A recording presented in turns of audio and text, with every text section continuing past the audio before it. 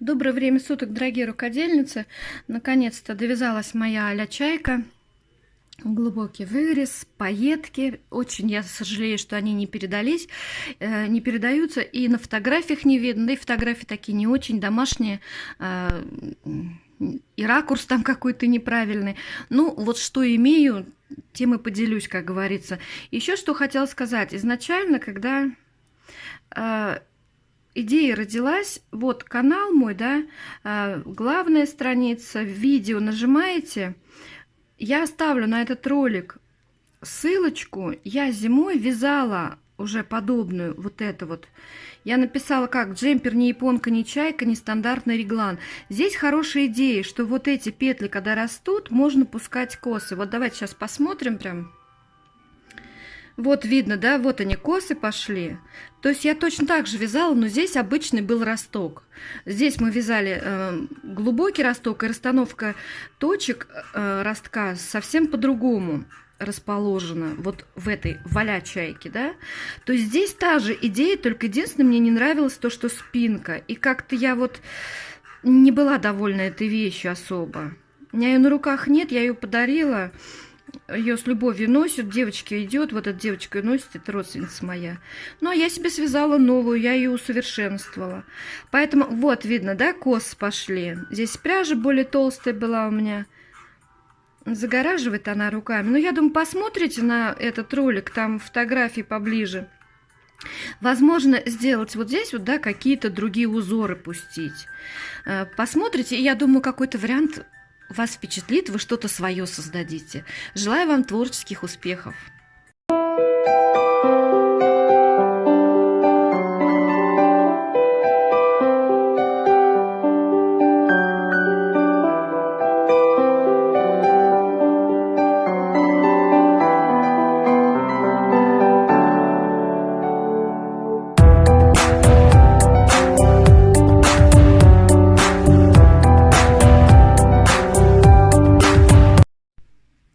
Ну вот, наконец-то сложилась моя чайка а-ля чайка. Я очень довольна. Смотрите, какая она прекрасная, глубокая горловина, все как я люблю. Можно даже плечико опустить кокетливо. Но я так не делаю, а то меня муж порвет. Рукав я сделала 3/4, как вы видели на фотографии. Единственное, недовольна, 2 последних рядочка вот не надо было убавлять. Я вставлю ролик, как я делала рукава. Вот две последние бабочки мне прям лишние. Я не скажу, что мне мало, мне все замечательно. Я сейчас вам дам все размеры, мерки. Но просто вот мне кажется, силуэт был бы столь поудачней. Прям вот 2 последние прибавочки я бы не стала делать. Что у меня по ширине получается? Давайте при вас буду. 16 сантиметров, то есть вполне очень даже миленько. Закрывала, это исландский, или как он называется, способ. То есть прошлась тут, я не помню, 2 или 3 ряда лицевых и закрыла. Такое закрытие опрятное, замечательное. Прям как чудесно. Единственное, думаю, может быть, надо было побольше лицевых рядочков пропустить, что ли. Или 2 вот таких полосочки. Может, что-то не хватает. Это на ваше усмотрение. Теперь, значит, подробнейшим образом мы вязали первую часть. Росток 24 ряда здесь. Мы все подробно в первой части это проделали. Точнее, мы там дошли. Вывязали кокетку, все остальное будет здесь. Вот сейчас у меня стиранное изделие 52 сантиметра. Видно, нет? Давайте я вот так положу метр и повыше подыму, чтобы было видно от А до Я. 52 сантиметра. А когда она была не стирана, я замеряла в первой части 56-58. Но что хочу сказать вам. Смотрите, какая пряжа. Вот так вот, хопа. И она тянется. То есть, когда я ее постирала, стирала руками, потому что это бобинная пряжа, я не стала рисковать. Да и у меня какие-то проблемы с машинкой. Она мне затянула одну кофту, что-то, вероятно, туда попало. И она стала греметь, ну, как бы, ладно, бог с ней. Вообще, надвязанные вещи, я считаю, стирать руками. Тем более, ну, из какой-нибудь хорошей пряжи, ну, руками проще. Ой, как у меня пайетки, у меня здесь пайетки же, они блестят, мне прям очень горю, что вам их не видно вот в таком освещении. Я, значит, постирала, просто перевесила на сушилку, вот где толстая полосочка. То есть сушилки струны такие идут, и сам каркас вот более толстый, где идет, вот на самую толстую повесила, просто пополам перевесила. И чуть-чуть потянула низ. Мне хотелось уголочек, именно уголочком. Хотя можно выровнять без укороченных рядов практически прямое изделие. То есть, когда оно у меня было... Да, не засняла я, у меня улетел тот файл. Когда оно у меня было не стирано, у меня практически ровно было. Я во время после стирки, когда сушила, постоянно подходила и вот этот угол подтягивала вниз. Ну, мне хотелось такой вот. Я планирую с джинсами носить, то есть такое а-ля разгуляйский такой вид. То есть она у меня не то чтобы праздничная, ну так, гонять в магазин. Низ я точно так же сделала, только прошлась, значит, изнаночным рядом, потом лицевым рядом. И по лицевому ряду закрывала уже тоже вот этот исландский способ, который у меня на канале есть. Ссылочку оставлю внизу. Мне понравилось такое закрытие. И 3 раза я перевязывала, наверное, низ. То резинку пустила, не нравится. У меня почему-то заворачивался вот так вот пряжа вся. Вот после стирки я ничего не парила. Смотрите, по ней видно, что она нигде ничего не пареная. Кое-где еще петелечки там не разровнялись, да. Ну, прекрасно видно. Я не буду парить, потому что нельзя. Точнее, Анна сказала, хозяйка сундука хомяка, интернет-пряжа, откуда это пряжа. Я спросила, как себя эта пряжа ведет. Она сказала, парь, все, что хочешь, с ней делай, все она вытерпит. Не стала я ничего не парить. Во-первых, не нуждалась, а во-вторых, честно говоря, боюсь, мне жалко. Вот. Значит, ничего не отпаривала, но у меня почему-то вот просто не то, чтобы край закручивался, а весь низ вот так вот. Это, видимо, из-за пряжи. Но со стиркой, видите, все это ушло. Вот, все спокойно болтается. Конечно, эта вещь похожа на изделие. Вот здесь вот такие вот красивые эти. Я люблю, когда вот вещь не на тряпку похожа, а на изделие. Вот ее трогаешь, носишь к телу. Очень приятно. Такая она. Видно, что она вот на вещь похожа.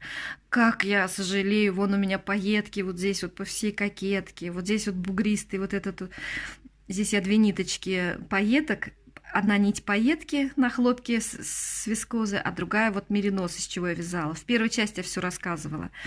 Вот здесь вот прям толстый такой краешек, вот этот. Вот он выделяется, изнаночный рядочек пустила здесь. В общем, великолепно, замечательно. Итак, давайте пойдем дальше. Я свои все ощущения передала вам. Очень довольна. Итак, поехали. Значит, мы в первой части остановились, что мы ходим по кругу, и у нас V-образная вот такая кокетка получается, и ходим, ее гуляем. Не забудьте, что в первой части я в конце видео показывала, что меряем мы вот так. Никогда на спицах у нас вот так. Вот это будет диагональ, иначе неправильно будете мерить. То есть меряем вот так вот. Прикладываем. Я там показывала в конце видео. Гуляя, значит, расширяя кокетку в рукавах внутри и по спинке и по переду по центральной петелечке. Да? Мы нарастили кокетку, и я кое-где пропускала по спинке и в рукавах. То есть немножечко вывела, чтобы у меня петель на переде было больше. В первой части я этого не озвучивала, озвучиваю здесь, потому что мне нужно, если кто-то будет вязать из этой же пряжи, то чтобы вы примерно ориентировались, что у меня выходит. Может быть, у нас там размеры совпадают. У меня 46-48, а обхват груди у меня в первой части я говорила. Так, обхват груди. А что я не писала, да? Не говорила. У меня 90. Обхват груди 96-98. По-разному, смотря какой бюстгальтер.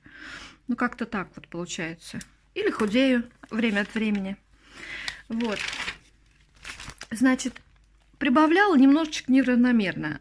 Вот здесь вот когда-то пропускала, то есть через ряд прибавки шли, но когда-то я, например, на спинке делала не во 2-м ряду, а там в 3-м ряду. Пару раз делала в 3-м ряду, ближе к концу уже корректировала. В рукавах несколько раз там пропустила, я не помню сколько раз, 2, 3. В общем, у меня вот такие цифры получились. 131 одна петля на спинке, 137 петель на переде и 13 петель в подрезы я отправила. Сейчас мы с вами вместе на хлопке я покажу. Ну, у нас, вероятно, будут с вами разные цифры, и это нормально. То есть я сейчас где нахожусь, я показываю на хлопке. У нас круговой ряд вот здесь вот был, в первой части подробнейшим образом. Я вот здесь сейчас нахожусь, и проходим, значит, всю спинку, получается, и будем делать по правому рукаву тогда подрез. Подрез у меня 13 петель. Набирала я на вспомогательную нить. Но здесь я покажу просто другой способ. В принципе, все, наверное, сказала основное.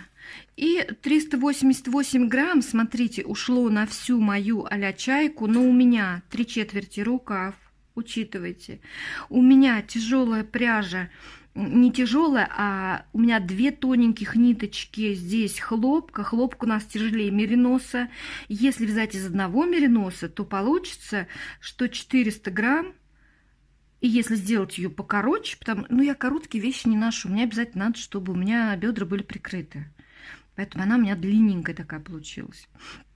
Точнее, я такую хотела, я такую связала, да. Пряжа у меня еще осталась, достаточно осталось.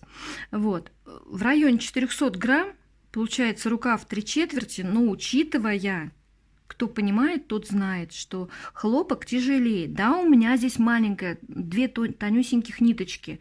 Я прибавляла к 100% мериносу. 2 тоненькие ниточки. Ссылки все есть под тем видео, под первой частью. Вот. Поэтому как бы они слегка утяжелили изделие. То есть получается, если бы этих ниточек не было, я вяжу плотно, вы спокойно можете вязать. Кто рыхло вяжет, я вязала на 4 все изделие. Единственное, 3, 3,5, начало фабричного края у меня здесь 3,5, 3, потом 3,5 сама резиночка, и на 4 я вышла уже на полотно.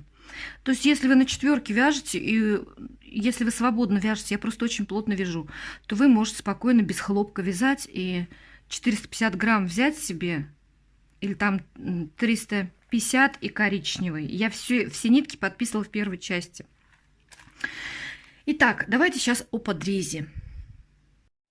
Дальше нужен крючочек и ниточка. Либо хлопок, либо полухлопок. Я беру Alize Diva стрейч, ой, не стрейч, а микрофибра, которая.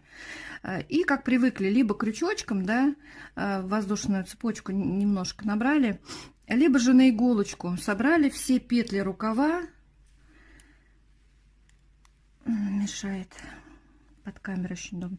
Все петли пересняли либо крючком, либо спицей, кто как привык. Все петли рукава. Потом рукава либо довязываются, либо обрабатываются крючочком, там кому как нравится. Когда все петли рукава пересняли либо на иголочкой, либо на крючочек, да, вот так. Так, последняя петля, а это у меня уже петля регланной линии, она отправляется у меня к телу. Мы ее вернем на спицу. Далее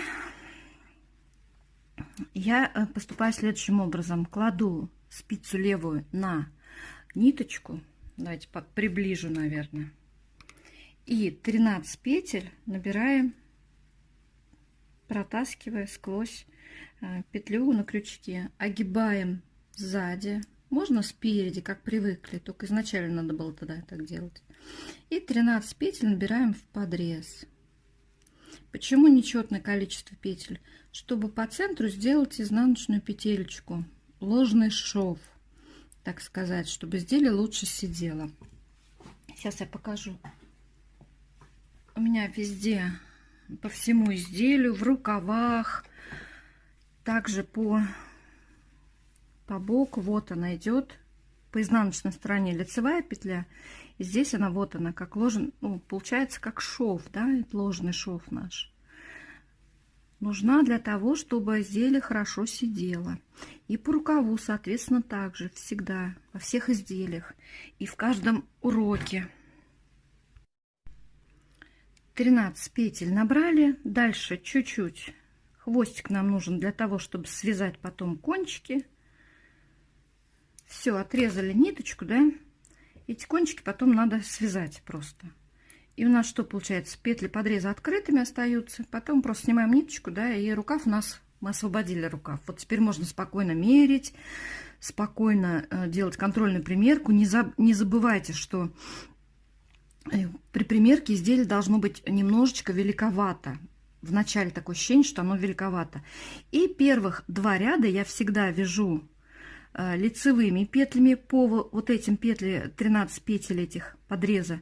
А в 3-м ряду уже по центру ставлю маркер перед изнаночной петлей. И уже в 3-м ряду вяжу ее изнаночной.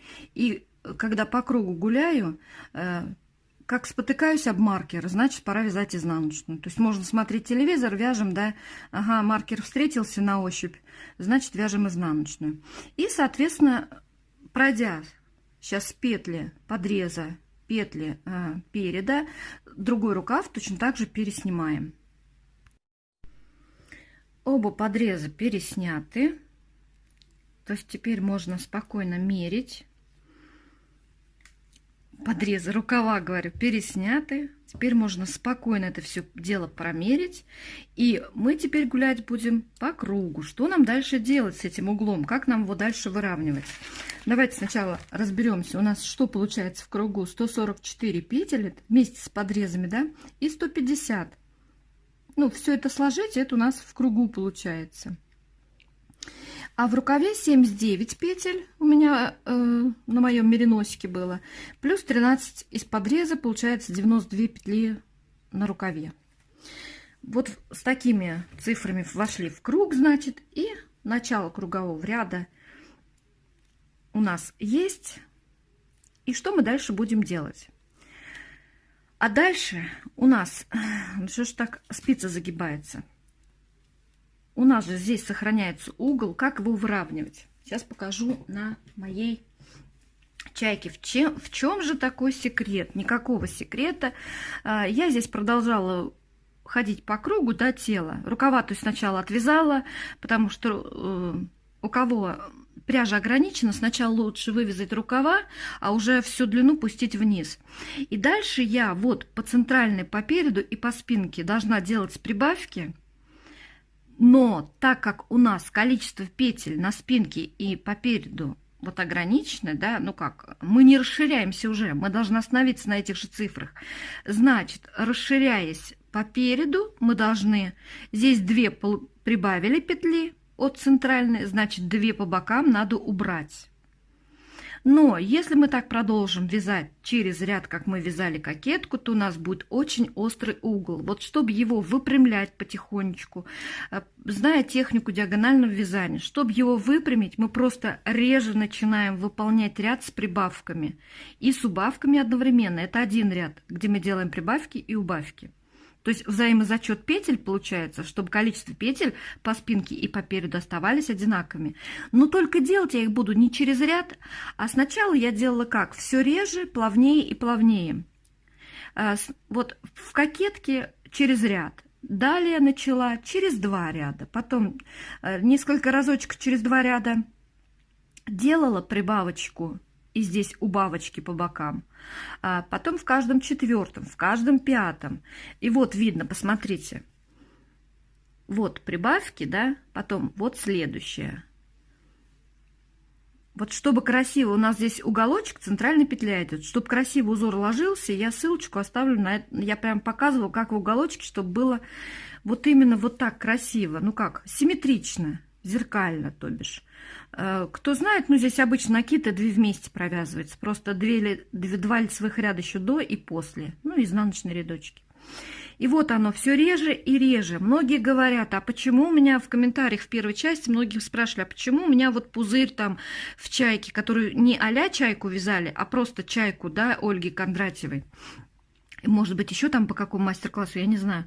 Почему-то получается пузырь. А потому что люди начинают прекращать делать вот здесь вот из 1 3, да, ну с прибавки вот здесь прекращают. То есть у нас диагональ получается за счет чего вот так вот петли ложатся и кокетка вот такая вот получается.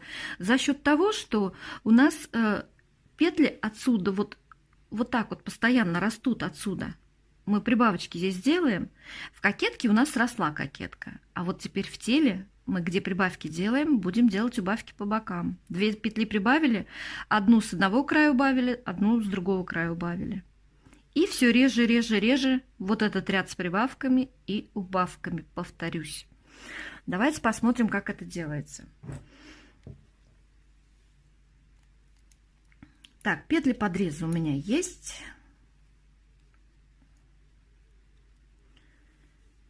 Дальше поехали, значит, буду чередовать. Дохожу, значит, это у меня спинка, розовый маркер. Дохожу до спинки и к вам вернусь. Вот я подошла к ряду, где мне нужно будет делать сейчас, продолжать выполнять эту диагональ, то есть делать из одной петелечки 3, ну, 2 прибавочки по центру. Синенький маркер это у меня перед. Соответственно, я должна компенсировать, убрать где-то эти 2 петли, ну, естественно, сбоку, по шву. То есть у нас по центру подреза идет изнаночная петля. Там в 3-м ряду я ее делаю изнаночной, и все, значит, 6 петель подреза. Вот из этих 6 петель подреза после изнаночной петли я 2 прохожу лицевые, 2 провязываю, 3-ю, 4-ю соединяю вместе с наклоном вправо. Потом круг прохожу, здесь с наклоном влево буду делать. Начало кругового ряда, вот у меня 3-й ряд, допустим, в 3-м ряду я делаю вот эти все действия. Изнаночная петля, то есть которая делит подрез пополам, 2 петли, потом 2 вместе, то есть у нас на одну петлю вот здесь уменьшилась, здесь мы ее прибавим с одной стороны, с другой стороны от центральной линии, и точно так же здесь в подрезе одну убавим. И дойдя до центральной петли, это я перехожу на спицы потоньше, поменьше леской размер, ну, делаю прибавки, либо кто как делал, из протяжки, да, я делаю из стеночки петли. Вот почему в чайке получается у некоторых, не в моей а-ля чайке, а в чайке у некоторых получается какой-то бугор на спине, из-за того, что бросают вязать вот эти экзекуции, короче, надо делать дальше, просто реже. Здесь 2 прибавили по центру, сохраняя диагональ. Видите, у нас по диагонали же от прямой линии, от нашей центральной, идут они вот так вот, да, не прямо петли стоят, а в бок. Здесь 2 убавили, в смысле одну убавили, 2 вместе провязали, здесь одну прибавили, другая половинка. Здесь одна прибавилась. Здесь сейчас точно так же по центру подреза, не доходя 2 петелечки, сделаем убавочку с наклоном влево. И так будем делать все реже и реже. Вот он, один ряд, вот один ряд, 3-й, да, вот сейчас у меня 3-й. Я делаю 2 убавки по бокам, по центру 2 прибавки. Количество петель у меня не меняется. То есть у меня, допустим, сейчас что, синенький маркер, это перед, да, по переду у меня 150 петель вместе с подрезами, ну, в моей а-ля чайке. Вот 150 петель у меня так и останется. 2 прибавила по центру, по бокам 2 убавила. Все, вот таким образом, больше мне, собственно, и показывать-то нечего. Таким образом, вот они, смотрите, мои убавки. 2 петли после регланной линии, если перевернуть. Давайте вот так вот уж по ходу вязания покажу. Вот они, 2 влево до шва ложного нашего, 2 влево, 2 вправо. Можно наоборот, лишь бы было зеркально, тогда будет аккуратно, красиво смотреться. Да, хоть, мне кажется, даже вот классика вязать, вот когда 2 вправо делаешь, можно было бы здесь даже 2 вправо вместе делать. Точно так же, не доходя 2 петли. Просто если делать у самого края, то будет просто неопрятно. Обычно надо вот, ну, отступать, чтобы было более плавно. И все реже и реже, реже и реже. То есть сначала в 3-м ряду я так делала, потом через 3 ряда, да, потом через 4 ряда. 2 ряда, например, 2 раза сделала через 3 ряда, потом 2 раза через 4 ряда, потом 2 раза через 5 рядов. Потом у меня в конце уже, видите, вот здесь побольше расстояние, через 6 рядов я делала. И в конце, по завершению уже, здесь то же самое. В конце обязательно сделайте. Видите, у меня вот центральная петля, от нее вот идут новые. И в самом конце, вот здесь их, вот они видны. Сейчас я попробую спицей вам показать тоненькой. Вот она, новая петля, и вот она. То есть в конце обязательно, в самом низу, когда будете заканчивать изделие, в конце обязательно тоже сделайте вот здесь прибавки, ну и, соответственно, здесь убавка, да, с одной стороны и с другой стороны. Потому что у нас по переду 2 прибавляется, по бокам убавляется, по спинке точно так же. По спинке тоже прибавляются здесь, и по бокам убавляются. В общем, я думаю, смысл понятен. Тем самым у нас угол не такой острый получается, он постепенно выпрямляется. Чем длиннее изделие, и чем реже вот эти прибавки здесь делать, но прибавки обязательно с убавками по бокам. Количество петель не должно меняться, если вы не преследуете силуэт А. Если вы хотите силуэт А получить, значит, можете иногда пропускать, да? Убавки пропускать, а прибавки оставить.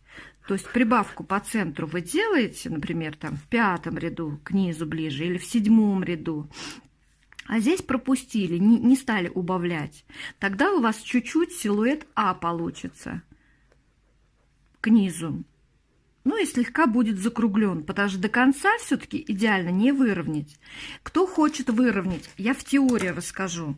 Если бы у меня здесь был острый угол, он у меня сейчас не острый. На самом деле, если так и продолжать делать во 2-м ряду прибавки и убавки, он будет намного острее, вот этот угол сбоку. Это у нас... Это я имею в виду сбоку, то я бы сделала как? 2 петли или 3 петли отсюда забрала, сюда на 3 петли ушла. И поворотными рядами сюда по 3 петли ходила. Но вообще надо высчитывать. Надо смотреть высоту угла, которую надо нарастить, определиться, сколько это в сантиметрах в рядах, количество рядов, сколько сантиметров, да, положить прямую линию. Сколько это в сантиметрах. Вот прямую линию положили, определить, сколько сантиметров, сколько вам надо рядов провязать. Разделить количество рядов, посмотреть, сколько точек надо разворотных. Ну, если правильно, я бы сделала вот так вот. Я бы не конкретно через 3 петли или 2 петли делала разворот, а посчитала бы, через сколько петелек надо сделать разворот. Вот думаю, может быть, следующую чайку провязать с прямым низом. Здесь-то он получается закругленный, да, иногда мы закругляем изделие прямое, которое мы вяжем по прямой, а здесь оно само получается немножко закруглено. Плюс я его вытягивала, я говорила, да. Поэтому здесь, наращивая укороченными рядами, можно получить туда-сюда, туда-сюда, что выровняется по себе сам подол. Собственно, девочки, это все, больше сказать нечего по этому изделию. Принцип вязания, я думаю, я объяснила, как смогла. Момент поясню. Смотрите, у нас, когда мы снимаем с дополнительной нити, 13 петель подреза превращаются в 14. Сейчас объясню, почему. Вот эта крайняя петля с этой стороны и с этой стороны, это полупетли. Вот так у нас 12 петель, полупетля 1 и полупетля с этого края. Когда переснимаем на спицу, и получается, что 14 петель получается, когда ниточку снимаем. Почему так и выходит? А дело в том, что вязали-то мы вот так вот, да, вот так вот мы на вспомогательную нить по дополнительной нити набрали подрез. 13 петель у меня было. А когда снимаю нить, у меня вместо 13 14. Вот 2 полупетли, заменяющие 1 петлю. Поэтому в подрезе я одну убираю.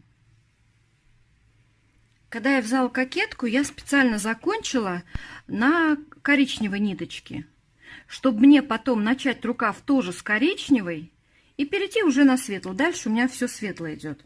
Также и здесь. Я сейчас беру коричневую нить, я вяжу, одна у меня 100% меринос и 2 ниточки хлопка.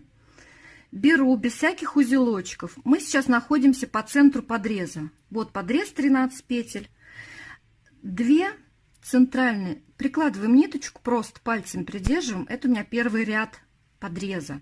Вместе его пройдем. Потом крючочком его уберем. Не надо никаких узлов вязать. 2 по центру, они как изнаночные получаются. Вот они. Они у нас полупетли, поэтому они немножко здесь странненькие. Кто с этим столкнулся впервые, то я покажу, как это делать. 2 по центру я провязываю вместе одной изнаночной. Все, вот теперь у меня будет в подрезе 13 петель. Дальше у меня 6 петель лицевых. 1, 2, 3, 4, 5. И вот она 6-я. Чтобы дырочки не было, вот он подрез. Вот мой подрез, да. На темной пряже плохо видно, но я думаю, что сейчас поближе приближу.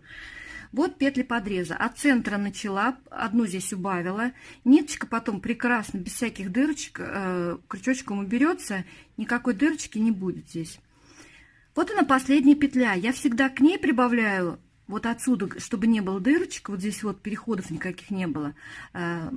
Просто скрещенную сейчас какую-нибудь вытянем. И к этой первой петле, которая вот на рукавах мы откладывали петли, и к ней тоже подыму. То есть вот моя последняя 6-я петелька, я к ней ищу пару. Вытаскиваем какую-нибудь удобную ниточку так, чтобы не было дырочки, да? Ну, то есть смотрим. Один вариант не понравился, опустите петелечку. Вот мне не нравится вариант. Видите, дырочка какая получается. Мне такой вариант не подходит, значит, еще другую какую-нибудь поднимаю ниточку. Вот это мне понравилось. И провязывать желательно скрещенной. Вот я не скрещенную. Эту я оставлю как есть, а одну вот так переверну. Получается, у меня одна будет скрещенная, вторая нет.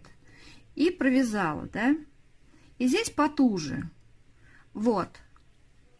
Так как это мерино с хлопком, видно только вблизи будет, что она скрещена. И к этой, чтобы количество петель не менять, я поднимаю стеночку петельки. Вот идет рядочек, и вот идут петли. Поднимаю полупетлю. Она скрещенная сейчас у меня. И слева направо провязываю. Все. Когда поджали, никакой дырочки у нас в рукаве под... Вот он подрез, да, никаких дырочек нет. Вот он мой подрез, 13 петель. Довольно-таки широкий. Даже вблизи ничего не видно. То есть скрещенными поднимаем, смотрим, как нам удобно. Провязываем все петли. И в конце покажу сейчас. Ну и с другой стороны, где у нас петли рукава отделяются явной дырочкой такой между от петель подреза, да, вот они петли подреза моего, начала кругового ряда. Точно так же здесь сейчас будем маскировать вот этот разрыв, чтобы его не было видно. То есть дохожу до последней петельки, которая у нас на рукаве была. Зачем я ее провязала, не знаю. И еще к ней пару. Поднимаю. Вот идет косичка лицевых петелек. Поднимаю стеночку одну и кладу ее не вот так, чтобы открытой провязать, а переворачиваю, чтобы она была скрещенной. Добавляю к ней свою последнюю петлю. Это петли рукава самого, да, и провязываем их вместе, подтягиваем, все, дырочки не будет. И что у меня здесь? Вот мои 13 петель подреза, было их 14, как я вначале говорила, одна центральная по центру, это изнаночная петля, 6 влево и 6 вправо. Вот мои 6 петель. Точно так же к первой петле из 6. Только она у меня почему-то скрещенная здесь сейчас. Вот так она открытая. А вот пару я к ней буду подбирать скрещенную. Или наоборот могу эту скрещенной положить на левую спицу. Берем.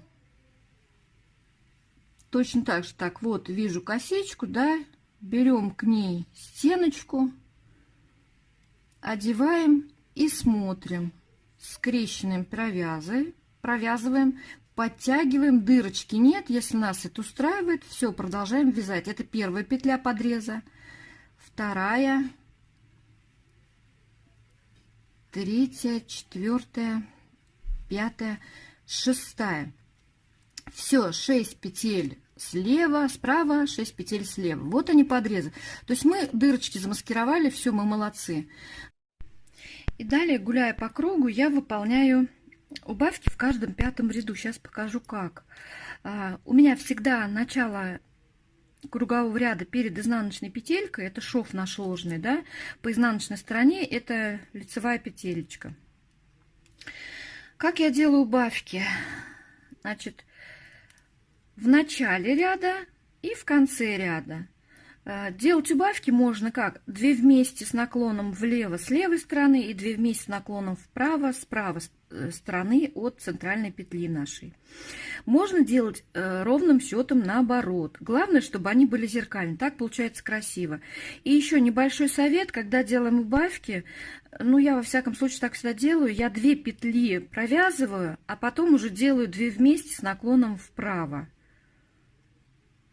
То есть, чтобы это не было в начале 2 вместе, иначе при сгибе, вот ровно пополам, если мы сгибаем, получаются некрасивые убавки, видны будут бугры, видны будут эти убавки.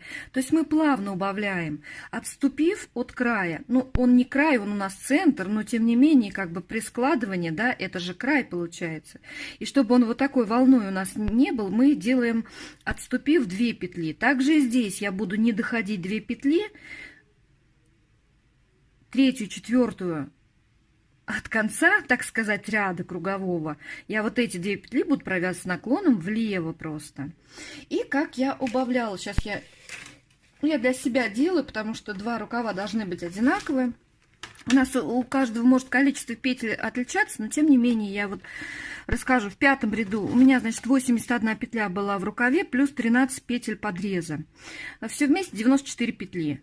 Вот в 5 ряду я 2 убавила, 92. В 10 у меня стало 90 петель. До 45 ряда, вот я сейчас, у меня 45 ряд, у меня будет 76 петель. Дальше я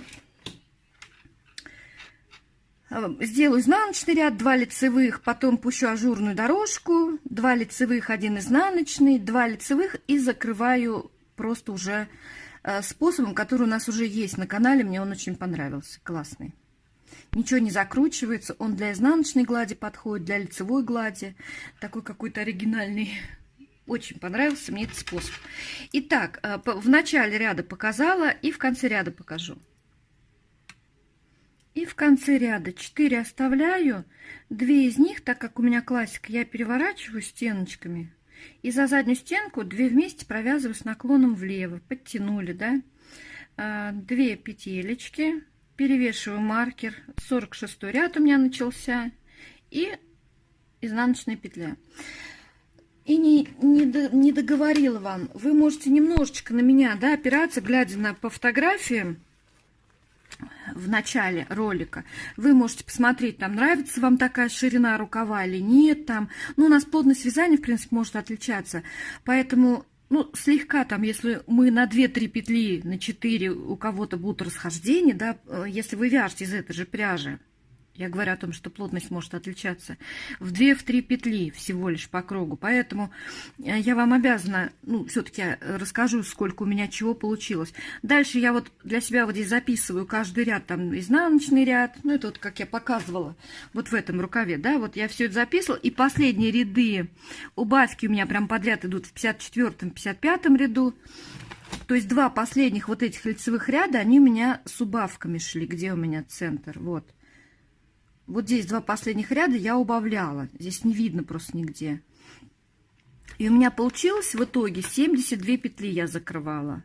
В общей сложности я провязала, значит, в 55 ряду я сделала убавки, в 56 ряду я закрывала. 56 рядов у меня на рукаве. Это все относительно рукава. Можете вязать, конечно же, да, и лицевой гладью, и рукав можете сделать длинным. Я обычно рукав не считаю. Если у вас длинный рукав, значит, через 7 рядочков убавочки делайте равномерно. Достигли ширины нужной. Все, дальше просто можете вязать без убавок. И оформить рукав там манжетом, резиночкой, там как, ну как хотите. Можете изнаночной, поточной там вязкой. Кто как хочет, кому как нравится, кто как предпочитает закончить свое изделие, да, в данном случае там рукава. Ну и также низ. И с вами на этом прощаюсь. Пока. С вами была Настя. Желаю вам самых-самых красивых чаек, чтобы они были у вас у всех лучше, чем у меня в 25 раз, в 35 раз, в 50 раз, в миллион раз. И самое главное, девочки, будьте здоровы вы и ваши близкие. Я вас обожаю. Пока.